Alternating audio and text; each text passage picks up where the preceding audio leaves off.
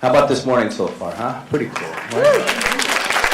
Pretty cool. So these four amazing people to my left are what I call game changers. Today's panel is how food can impact cancer from prevention to healing. And what I thought I'd do is this, is just briefly, since you guys' names are on the front here, I just want to just turn it over to them. They have a lot more important things to say than I do regarding this topic. Although I think food definitely has a role in cancer care and prevention, right?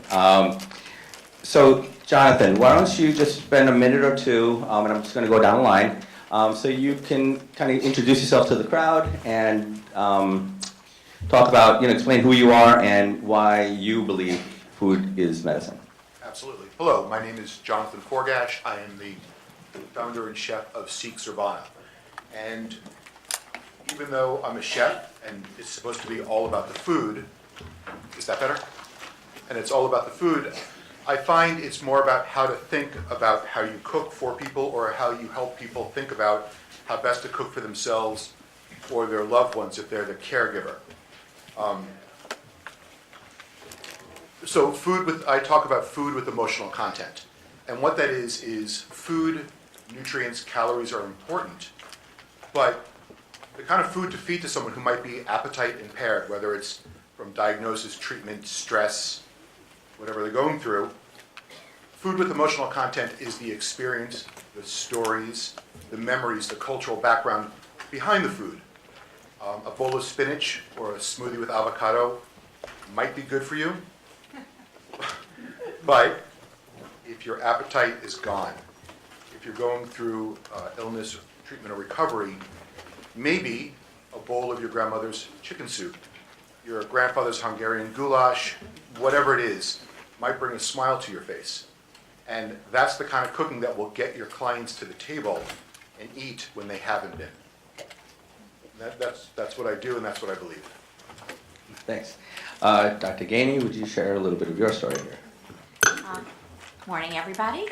I'm Francesca Gany, and I'm with Memorial Sloan-Kettering Cancer Center.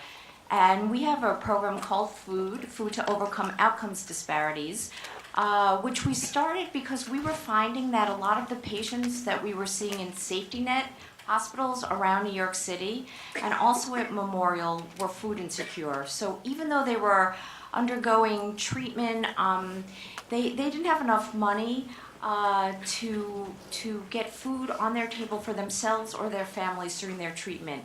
It might have been because they lost a job because of their cancer treatment. It might have been because they needed to pay for transportation to get to their treatment, and that precluded them from buying good, nutritious food, any one of a variety of reasons. And so we started a program where we brought in medically tailored food pantries into the cancer clinics that people were attending, so there would be a reliable source of food for them right there where they were going anyway, and it really made a difference. We looked at data, we saw that it improved their quality of life, it decreased their depressive symptoms, it enabled them to maintain their weight. It removed a very big layer of stress that they had had as part of their cancer treatment, and we also found that it helped them to keep attending their appointments when otherwise they might have had to miss their appointments. So we saw that it had such a tremendous effect on both their quality of life and also on their cancer treatment completion, which ultimately helped their cancer outcomes. So this program is growing. We've been able, through a number of our partners, to add fresh fruits and vegetables. We're working with the Green Bronx machine now, which has been a wonderful partner in so many ways.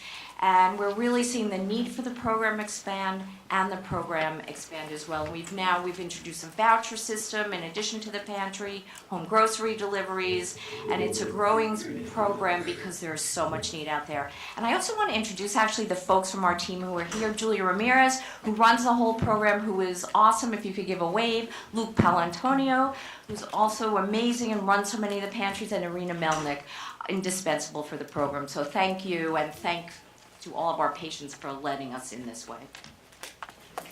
You guys can clap. Feel free to clap. Because the next one, Karen, needs no introduction in my world, but I would like to introduce you from God's Love We Deliver. Thank you. Hi, I'm Karen Pearl. I'm the president and CEO of God's Love We Deliver. God's Love, for those of you who don't know us, has been a nonprofit agency for 32 years here in the city. And we have always reached out to people who are so sick that they can't shop or cook for themselves. We got started in the height of the AIDS pandemic when people were alone in their homes, completely isolated. And it was a real act of bravery for strangers to go and bring them food. And we learned from that the power of food in healing and the power of food in bringing love to people. And over the years, we have added a very, very strong nutrition component where every one of our clients meets with a nutritionist who then tailors the food that they will be receiving to their specific illness, their medications, their side effects, everything that might be important to know about them. So we believe in the power of food to bring love, as I said earlier, but also the power of food as medicine. And in that way, we have both the side of our work that is the service side, where all of our clients not only have all the nutrition counseling and education and assessment, but also beautiful, delicious, really great tasting and healthy food. Medically tailored for their specific circumstances. But also we are working very hard on the policy side because we believe that what we are doing is not something that is a nice thing to do. We believe it is a necessary thing to do, and that public policy, whether it's funding in healthcare or any number of other ways, but public policy has to follow this movement so that people who are sick get access to good food and nutrition services. Before I introduce my second grade crush, and as she calls it, cancer survivor, Loraine, I just want to say, Steve, I'll see you on the other side. Thank you. Thanks, everybody. See, se puede.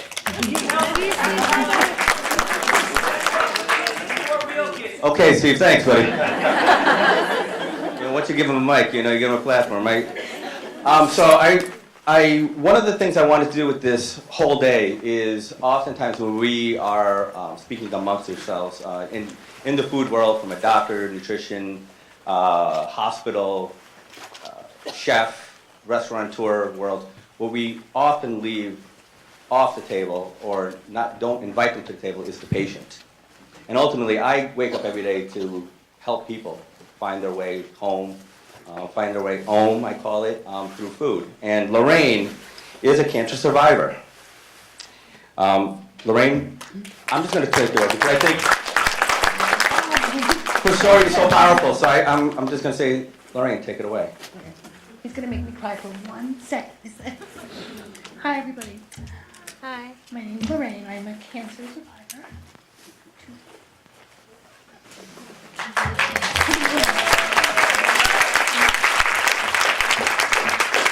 I was diagnosed in June of 2016 with a really rare form of lung cancer called a Pancoast tumor. And it traveled to my brain in January. So in between June and January, I completely changed the way that I ate. I always thought I was a healthy eater. I mean, I didn't eat bad. I would grab the occasional ham and Swiss hero loaded with mayonnaise. I would eat either lean protein with a vegetable. I would food combine, but improperly, and I thought I was doing myself the right thing. And I was also working really late hours as a photo producer. So I was pummeling my body in a lot of different ways without knowing it. And I got sick and I said, I have to make a change if I'm going to survive, because my chances were pretty much 6 months to live as of like last June. They didn't even know if they can do a surgery on me or anything. So I had to go through chemo and radiation, which I didn't really enjoy, but I had to do it at that point. Although, honestly speaking, I would not do it again. That's just my personal take. So I turned to the power of my mind, which is another topic, but we're here to talk about food. And when I did get sick, I reached out to Rob, as well as Rob reached out to me to teach me a few things, along with his wonderful wife, Julie. to how to cope and handle this and really change the way that I eat. I would have 3 cups of coffee a day, sometimes 4. I maybe do 1 every now and then.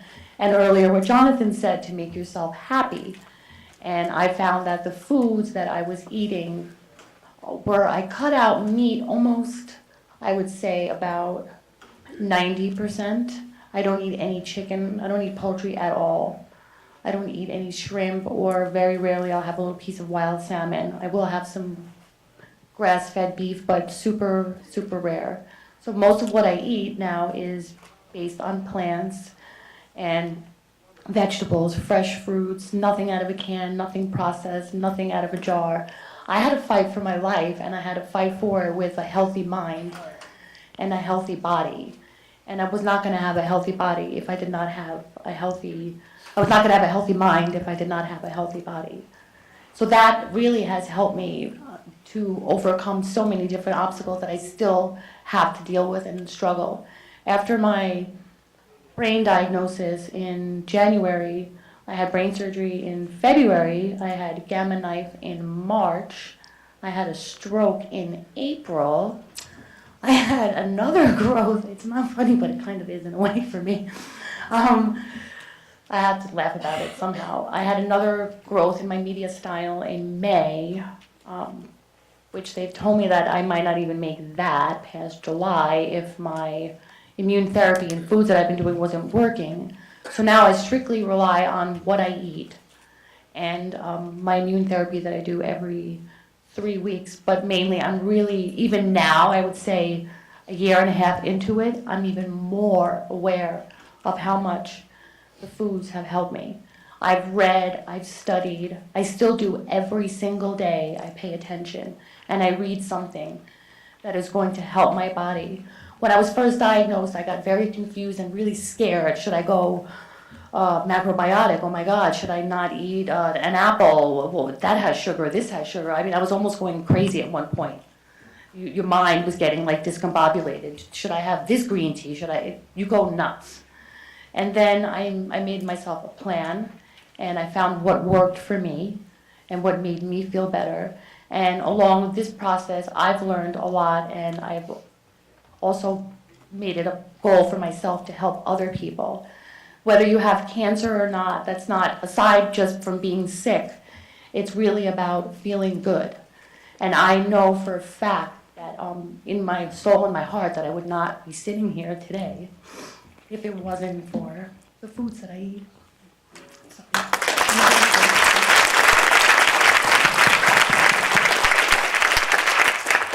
Oh boy, you almost got me there. sorry, All right. guys.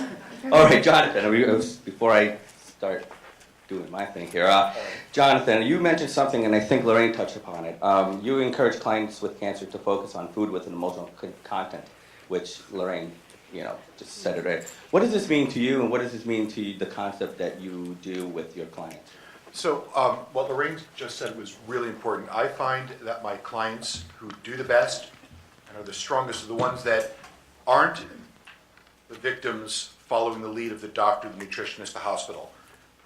The people that take on the control for themselves, what they're going to eat, how they're going to operate once they leave the hospital. Like Loraine is talking about, you take charge of how you live your life. You might have had a surgery or chemo or radiation, but once you come home, you're not just waiting for your next doctor's visit, you're doing something. And if you do something, even if it's as simple as compromising, you're eating a little bit better. You're taking the next steps. You don't have to go all in. I have new clients that speak to me. I hear that sugar-free is the way to go. Sugar creates cancer, and if I stop sugar, I'll get over my cancer. Maybe. And I will work with you to create the best diet we can along that. Or blueberries. I hear blueberries will get rid of cancer. Have all the blueberries you want, but let's work on the day-to-day. So the control, food with emotional content ties into that. The foods that mean something to you. So if your doctor says we're on a low microbial diet for the first 100 days and you can't have this, this, and this, fine. My job as the chef, your consultant, is to help you find foods that mean something to you, work within the world of that diet from the hospital. And Loraine taking all of this on by herself which what she said is already so overwhelming, is just fantastic. And I believe if she hadn't done that, things might be different today. Thanks, Dr. Gany, as a fellow physician here, what role do you believe medical doctors should be playing in this making food as medicine concept that is actually not just a concept but actually put into clinical practice? And can you describe of how you do it in your center? Yeah, so we feel it's really important for the entire healthcare team to be involved in this, and all too often the providers don't even ask about diet or access to food. I mean, we have patients coming in who don't know where they're going to be able to get their next set of groceries, and nobody in the healthcare system knows. So part of what we've done is we've developed a training program for providers, for the whole healthcare team, to ask patients about this, some very simple questions for them to ask so that it doesn't seem overwhelming to the healthcare staff, and to then figure out what patients need, and then we provide them with tools and resources to help them to provide that to the patients, so that you're not just asking without something to then help guide the patients. We really pull it together. I just want to stay on that topic a little bit because I know you also work, the center is Immigrant Health. What are certain barriers that, unfortunately, low socioeconomic or immigrant communities have higher rates of cancers and other chronic diseases, disproportionately? What are some of the barriers that you come across from your clients when you're trying to initiate these kind of initiatives? So we find numerous barriers. First of all, the whole issue of food deserts. A lot of our patients live in communities, live in areas where there aren't good markets, where there's not good access to fresh fruits and vegetables, to healthful foods. So that's a really big barrier. For people who don't have enough money to buy foods, if you have an unauthorized immigration status, then you're not eligible for SNAP, and so that's a barrier because you don't get any relief. Although we have found that SNAP is not enough of a relief for our patients who get SNAP. It's just the tip of the iceberg. Now there's a lot of fear around accessing any services that might be thought of as government linked. So even people who are eligible for SNAP or the food safety net might be worried about going in. So we do a lot of work with the community, with the patients, to let them know what their eligibility is, that it's still safe to come in for these services, that they still are eligible for them, that they can access them, that they deserve to access them just like anybody else does. And so that's a really big issue now in this political climate. And there have always been fears, but now it's worse. So we all have to do a lot of work out there to reassure people, to let them know what's available to them, and to build up the food infrastructure so that every neighborhood and every individual has access to good, healthy, nutritious food where they live, where they work, where they're getting their health care. Can you just to the audience describe SNAP so that for Yes. some people that are not? So SNAP is a Supplemental Nutrition Assistance Program. It's a government benefit. It used to be called food stamps. So depending on your household size, your household income level, a person might qualify for this extra Supplemental Nutrition Assistance Program, which is a voucher that they can use in the supermarket towards food. And this program is being cut left and right, actually. So even folks who do qualify for SNAP, and you have to have a certain immigration status and have been resident here for a certain amount of time, or be U.S. born to qualify with that same income level. But the program's been cut over the years, so we see some folks who are getting $18 a month from SNAP, which does not go very far. It goes up to a few $100s depending on household size. Also in New York City doesn't go that far. So even with SNAP, with that Supplemental Nutrition Assistance Program, people still have huge deficits in terms of their ability to pay for food. And then for those who don't qualify, it's even worse. Thanks, Dr. Gany. I just want to turn it over to Karen here. So God's Love We Deliver improves the health of individuals living with cancer, HIV and AIDS, and other serious illnesses by alleviating hunger and malnutrition. Can you tell us a little more about the types of meals you provide, how you provide them, and what you have seen in terms of their impact has been on the communities that we serve. Sure. And is there any crossover in terms of, working with immigrant communities, people less underserved, et cetera? Yeah. Well, just to answer that at the start, there's a lot of crossover. A lot of our clients are immigrants. They share all the concerns that Francesca just talked about in terms of making sure that, number one, they stay in this country or their loved ones stay in this country, that they can afford to live here. Housing is an issue. All the social determinants of health are very big issues for all of our clients, certainly immigrants and otherwise.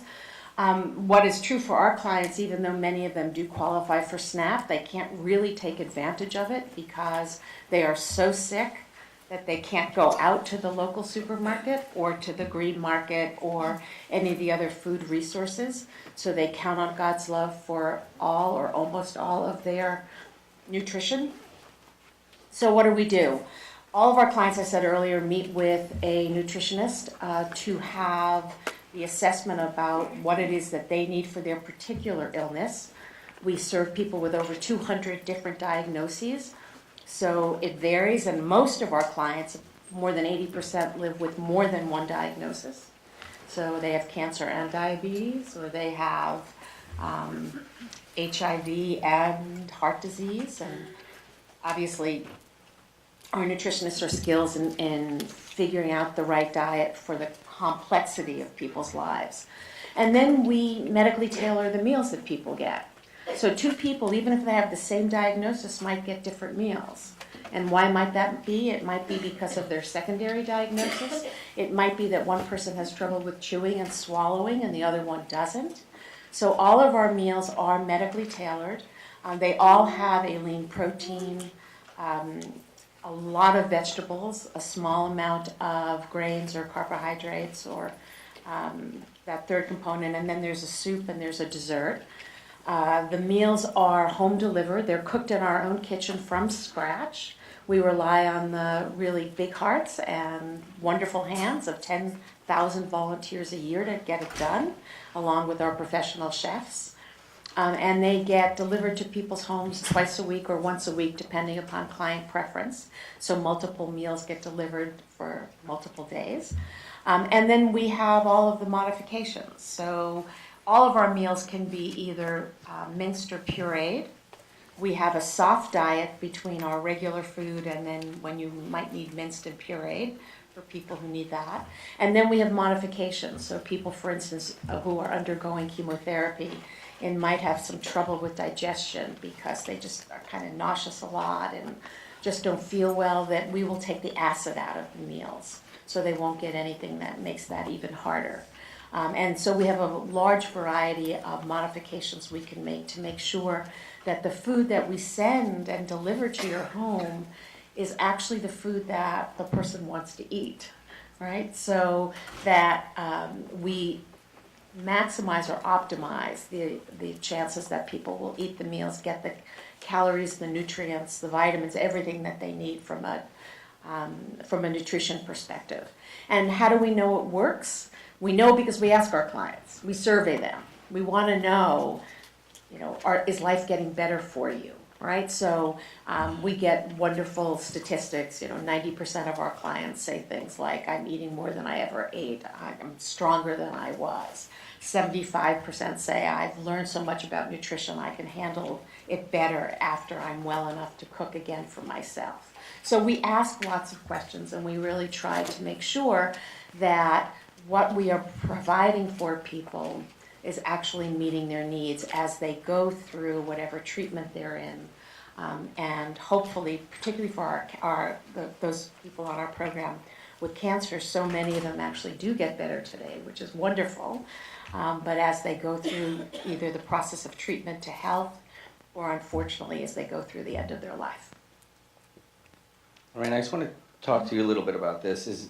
You kind of heard the experts speak about this, right? So what was the thing that made you kind of say, oh, maybe food has a role in addition to the conventional, chemo, radiation? Was there a particular, like Oprah calls it, aha moment? Yeah. Or was it always, at the Natural Gourmet where I'm going to school now, there's something to eating with your tradition, and through time and through your lifespan, your taste buds change, your flavors change, your desires for food change. Can you just talk a little bit about, your ethnicity and the role it played, good and bad maybe? Yeah. And was there an aha moment when you kind of decided, I got to do something for myself? Okay, well, my ethnicity, my background is European from Croatia, and my mom cooked really healthy, like Mediterranean vegetables, grilled fish, but we also had a side of lots of cheese, salamis, prosciuttos, mortadella, stuffed peppers, goulash, potatoes. She rarely cooked that, but it was around. But I grew up, my mother, I was healthy, I never had a stomach virus, I never had a flu, I was a healthy person until I was 43 years old. Like I was never, ever, ever sick. My blood was fine all the time, but there were some underlying issues that I was ignoring. And I would say my aha moment probably took place many years before, but I was not paying attention to it. I was not listening. I knew it, but it was going under the rug. And then when I got sick, my real aha moment was when I had talked to my first thoracic doctor, who, in my opinion, just didn't, to him I was another number. He just did not care about me. And I even have proof to back that up with other patients that I've seen him communicate with, and I did find someone lovely. I had called him up because I was scared. I really needed some help, some knowledge, and I asked him, I said, Dr. So-and-so, what should I look for to eat? So this chemotherapy that I had to do 9 times, that was very harsh, and 37 radiations in a row, do not, don't kill me, that I can survive this to make it to a surgery possibly. Oh, you can eat whatever you want, Loraine. You could eat bacon, donuts, eggs, whatever makes you happy. Those foods were not making me happy. I mean, for a minute, for 2 seconds maybe. Under stress at work, you grab a rainbow cookie or a Twix bar, or something, but it was not, anything, Loraine, don't worry about it. Meat, fried, you can even go to McDonald's if you want to. And I got off the phone and I said, I cannot go to McDonald's. I can't do this. This is not something that I can do. And even so, my parents as well, my dad said that lard was going to cure my cancer. That was a good one.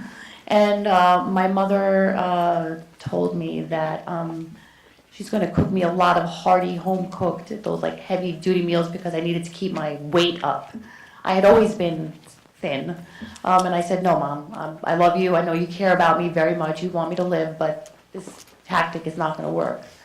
Again, my aha moment, excuse me, sorry guys, was when I had to take charge myself. That's when I knew that I said, you've got to do something about this, Loraine. I bought several books. I called Dr. Rob. I met with him. And again, like I had said earlier, I just read a lot. So first, what I first did was, what was the best for my lungs? What can I do to avoid? I had a stage 4 lung cancer that was super aggressive.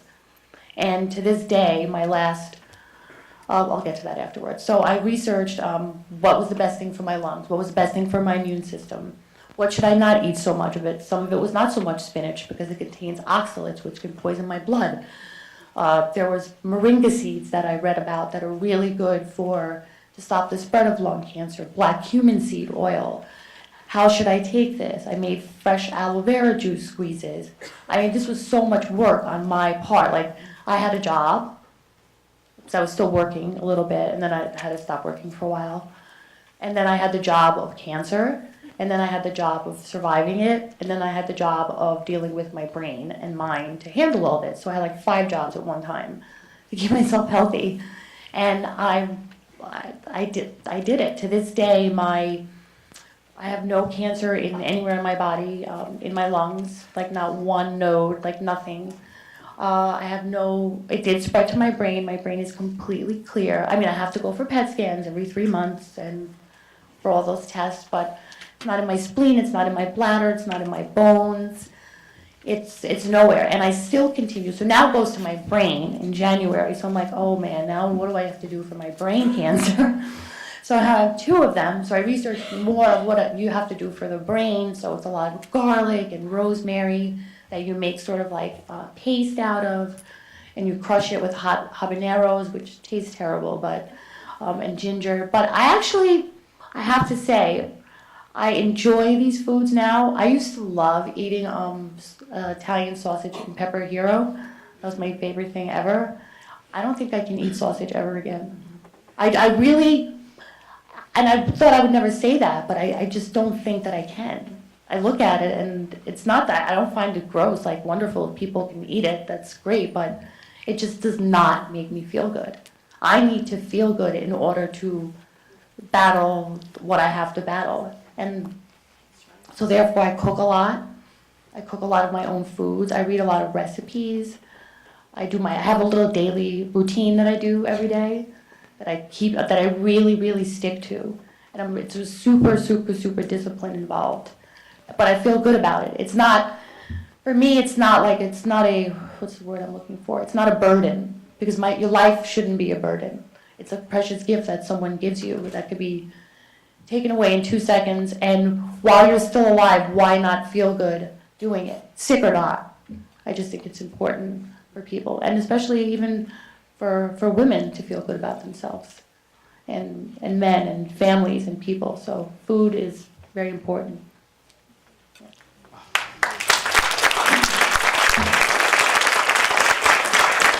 I just want to state a statistic here. American Cancer Society states that 1/3 of all cancers can be linked to poor lifestyle, with diet being the #1 cause, right? So one thing I don't know how we are in time, but I just want to make sure everyone gets a chance here. You all come from this, and as a chef wannabe, right? What do you think is the role of a chef in this conversation as food is medicine? Oftentimes, you get a cancer diagnosis. We'll just stick with cancer, right? Or a chronic disease diagnosis. The first step is to see a doctor. Right. I'm trying to blend both of them, right? The chef MD or whatever you want to call it. But how do you think the culinary world, particularly chefs, can integrate with what we all do here, from the patient, from God's Love We Deliver, from Dr. Gany's practice? How do you think what is the role of a chef in this discussion? All right, so first of all, I don't deal with food as medicine for prevention. As a chef in my business, I come along from the diagnosis forward. So I deal with food for recovery, treatment, path to wellness for anybody. And so merging a doctor and a chef is wonderful, because I find a lot of my patients see their doctors as almost like a mechanic or a plumber. I went for this surgery, I went for this diagnosis, I went for these rules to follow. But there's nothing about, like, your diet from the nutritionist is great, and it has its place. But if you're also coming into it from a place of being a chef, so what is a chef? A chef is a professional cook, but a chef is an inspired, food-loving, creative artist that cooks for people. That's our job. And I can only imagine how great your meals would be, because you're coming from a place of science, knowledge, care, and a love of food. So I can't wait to see what you become once you're a chef. And everybody is already a chef. Everybody likes to cook, or at least everybody likes to eat. So everybody has an opinion. And the second thing you said, sorry, I get very excited, and it's a wonderful topic. So food. How can we work together? And Right. and just going down the line here, how do you all work together with the chef? Got it. So when I have a new patient, we do an intake. I work with a oncology dietitian nutritionist, and she does the medical intake, because I want to make sure that we're learning everything we need to know about what's happening from the doctor's point of view, what diet, what restrictions. Then we do a culinary intake, which is your cultural background, your heritage, your hates, your loves of foods, vacations, whatever those experiences are that you can relate to food. I want to know about them. I want to know your grandmother's dishes that she cooked for you when you were a little boy or girl, the foods your family cooked to help you recuperate. And I combine those two things. Now I know the rules from the nutritionist. Now I know your personal loves, and I bring them together. So I would say, in a little bit of time, you should start including this food conversation with your intake with your clients. It's what I do, and I'm just a chef. And I see amazing results. People that take on, even if I come to your house next week and the refrigerator's empty, and you've had an exciting conversation with me about the menus for the next week, you are engaged and you are taking some control of your life. And food isn't a little thing. We all need it, right? We have to have it, especially if I have a new client, she dropped 28 pounds in 2.5 months, and she's just coming out of the hospital, and we're trying to find foods that will work. She hates food, she's very finicky. Her daughter wants her on a plant-based diet for the first time in her life, and she's 67 years old. So there's a battle. But after a 2-hour phone intake, we realized there are foods she can eat, there are foods she's excited about, and now she's on board with me coming into her house to feed her. And by the way, we also take care of the caregiver, because the caregiver is a whole other conversation. I don't know if we have any current or previous or seasoned caregivers in the audience, but I'm sure you have all been through that time where you're taking care of your spouse, your mother, your daughter, God forbid, whoever it is, and the one breadwinner now, and the kids, and the shopping, and the bills, and everything else. And the stress and strain that the caregivers are under are extraordinary, and they're just starting to be addressed now in the medical world, as far as I can see. So we take care of the patient and the caregiver and the whole family. We're providing a sense of relief. And food is really, it's common. People sit around the kitchen table, you eat, you're together. It's part of being connected and contributing, which is a whole other conversation. Which I wish we could have. We will. We will, over dinner. Definitely. Exactly. Dr. Gany, the role of chefs in the culinary world. Yeah, I mean, we find with our patients, because we also use the opportunity to do nutritional counseling and to really talk with folks about their, their nutrition, their cooking, et cetera. We find that what our patients love is when we do have somebody come in and do cooking demonstrations with them and work with them around this. It's one of their favorite aspects of the program for them. So I think there's a tremendous role for weaving together the chef, the cooking, the nutrition, and the food availability, which obviously is key, and to find creative ways to work within a limited budget to produce foods that are tasteful, that patients love, and that they can make. So I would love to see some of these kinds of programs really grow for those who are underserved, lower socioeconomic status patient populations, so that they can have the same access to these kinds of programs, because when we can make them available, they embrace them, love them, and it's really transformative for them. Karen? So I would say that my dream would be that anytime anybody gets a diagnosis, cancer or otherwise, part of that conversation with a physician or the medical practitioner is around how are you taking care of your nutrition needs. Because people are rarely asked about food insecurity or malnutrition. And in not being asked, patients don't bring it up. And many really struggle. I mean, some of the stories we hear are really bone-chilling about just how malnourished people are before they call us. So that's the medical side. The chef side, I would say, is, in my mind, the model that we use at God's Love is the model that really works, where registered dietitian nutritionists work hand in hand with chefs to plan meals and execute them. Our chefs love the challenge of wanting to cook this wonderful meal and having to transform it so that it is whatever, lean protein, it's olive oil, not butter, it's a variety of different changes. They love it, and then of course they have the double challenge of then having to say, here's a recipe to feed 4, and how are we going to make it for 4,000? But that's another problem. The other thing I wanted to say, building on what Robert said, is at God's Love we also do take care of caregivers. It's a really important part of our program, and the children of our clients, because we see illness as affecting the whole family. And we know from experience that if mom or dad is sick and there are kids in the house, they give their food away, and that doesn't really help anybody heal. But also one of the things our nutritionists do, and we have 2 of our wonderful staff here, Lisa and Rena. You can raise your hand. They're doing a cooking demonstration later, so if you want to see us in action. Go find them. But we also do publications, and so we have a book on on good nutrition practices around caregiving, so that caregivers can make the time of the meal something really that people can enjoy together rather than to make it a struggle, which it often becomes. And we have a number of books about eating or food guidelines for different cancers, for breast cancer, for colorectal cancers. There's a variety of them. They're all on our website. You can download them for free. We'd love to share our knowledge with you. So we really try to educate not only our clients but the broader community. And I guess the last thing I would say, which I think Francesca sort of said, but I would like to echo, is that people taking care of their food and nutrition needs has to be part of the whole care team.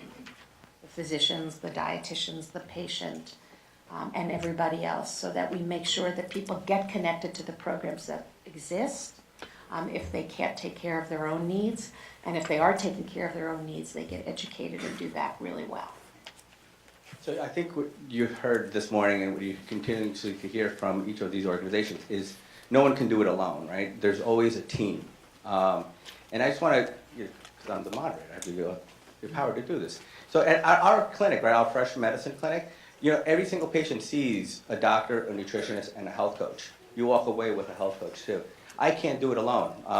Soon we're going to be collaborating with chefs so that you can actually have that option as well. I just don't think a pill for an ill, like I mentioned earlier, is the answer to this. And we are all seeking our way through this mess. And I think Loraine's story, epitomizes that struggle. Is honey good for you? Is it bad for you? Right? Is moringa seed? How much should I have? Should I have it? And I think one of the things that we struggle with is, should I? Shouldn't I? How much should I? Right? And so. I get so many questions, but I'm actually going to go off script here a little bit, because I can. Does anyone have any burning questions that, and please, try to make it more general so that people can gain something from it and not so necessarily personal. Yes? What were some of the foods that you had prepared for that finicky person that didn't like any food, and you were able to come across some delicious foods for that finicky person? All right, so I'm starting with her tomorrow, actually, and her husband. So the culinary side of the intake. What do you like? Nothing. Before you had cancer, what did you eat? Bagel from Dunkin' Donuts, grapefruit, and that would last me till dinner. Like, I'm guessing she's always been on the thinner side and just doesn't care. She said I have no taste buds, not because of chemo. I've never had. I said, great, so let's start talking about ethnic foods. Italian. Ugh. What about Italian don't you like? The rosemary, the basil, the oregano, the chilies. Okay. And you're on a plant-based diet now. Your daughter wants you on a plant-based diet and they're paying for it. So, okay, we'll start with that. Well, what about, she doesn't like smooth and slimy. She doesn't want spinach and avocados in her smoothie. So I'm like, well, okay. Is almond butter okay? Yes. Is rice milk okay? Yes. What about bananas? Great. How about a chocolate banana, almond butter smoothie for breakfast? Oh, that sounds great. Well, what about whatever, and so I decided that ethnic food wasn't going to cut it. Meats and sugars weren't going to cut it, that's for sure. So then I said, well, it sounds like you are a Napa Valley American bistro kind of person. She said, what do you mean by that? I said, well, I think we can coax some flavors out of like roasting some vegetables, caramelizing them a little crispy, a little, oh, that sounds fantastic. And afterwards her daughter called, she said she's never spoken like this before. So I have a plan now going forward that we're not cooking cancer food. We're not cooking a plant-based, 100% vegan diet for a 67-year-old woman who's never done that. No, we're cooking a Napa Valley menu that just happens to be dairy, meat, and sugar-free. I come from 23 years of cooking on film sets. Teamsters, models, PAs, everybody. So I had to feed everybody. So very often I would do vegetarian food. But guess what? A lot of vegetarian food, a lot of Italian food is vegetarian. Teamsters didn't know it. They just ate it because it's great Italian food. So it depends how you phrase things and how you speak with people. it's all part of the conversation and your knowledge. So I'll let you know how that goes. I'm hoping it'll go well. Person right behind you, Gavin. So I know Loraine said she cut out meat and animal-based products, so I was just wondering, I guess from all of you, what's your opinion about meat's role in cancer? And if you think that your patients should cut it out?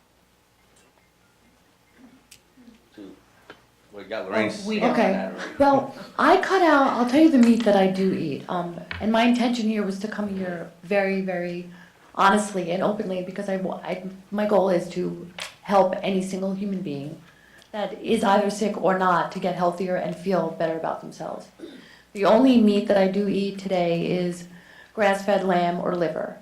And I read and spoke with a few doctors that for my particular cancers and even for a lot of people, it's a brain food. It is good for your blood. It contains a high amount of vitamin B12. I had all my blood work done recently as well, too, and all of my levels of my every single, and I even dug a little deeper, which is a whole nother subject, which I didn't know about before, which I would love to talk to you guys about someday, because there are so many things doctors don't tell you that you should, that are behind your blood work, that eventually you could actually avoid getting sick. So, but I do not eat it. I eat it, I would say, about twice a month. And the rest is, for breakfast this morning, I had, I am dairy free in terms of cow's milk, but I had recently discovered that a raw goat's milk is extremely good probiotic for me, and it works. And I toss between almond milk, but I don't buy a regular one. I either make it at home, or I find one like a juice press that makes a homemade one, because the other ones are, you have to read a lot. They could be just as bad as either having a cigarette or going to McDonald's. That's how toxic it can be. So you have to be careful of health foods too. So this morning I had, like, for example, some goat's milk yogurt with really raw honey that my friend sent me from Germany.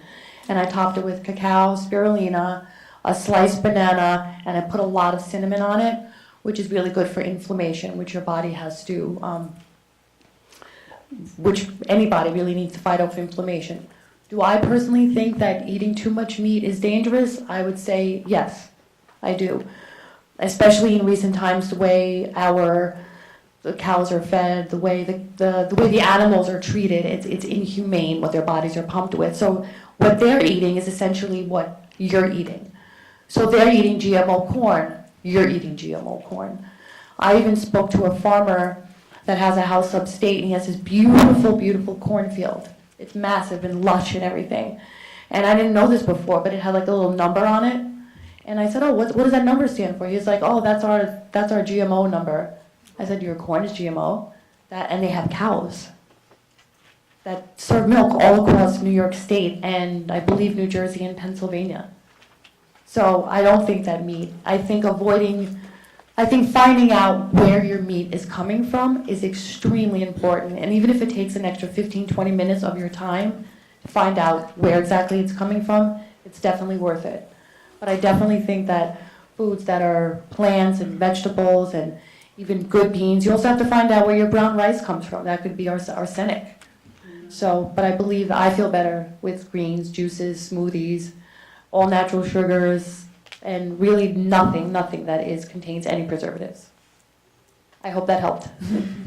I think it's very personal too, you know. Yeah. And you know, Julie always mentions that, you know, food is one of those things that it's cultural, it's emotional, ethnic, it's spiritual. And I think Loraine mentioned something, and I love it. I've said, you just because your meat, you know, is packed up in the supermarket, doesn't mean that you have to think about how it got there, right? If you saw, like I said to Meatless Mondays recently, if you found a cow on 119th and 3rd Ave, you would ask, how did it get there? And I want you to have that same kind of question when you find a piece of meat in your supermarket, right? How did it get there?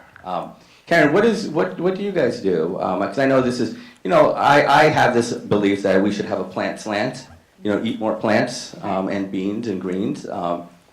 And I think, you know, this whole conversation about meat and dairy is very personal. It's political. And I think Loraine alluded to some of those sensitive topics. But what's your stance at God's Love? So at God's Love, we have a very big focus on plant-based. We have a lot of vegetables in all of our meals.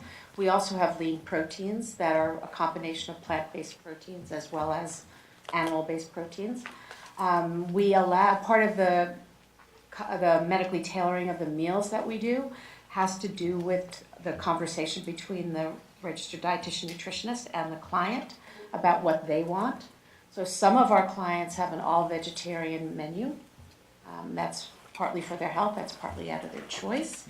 Some then reject certain proteins.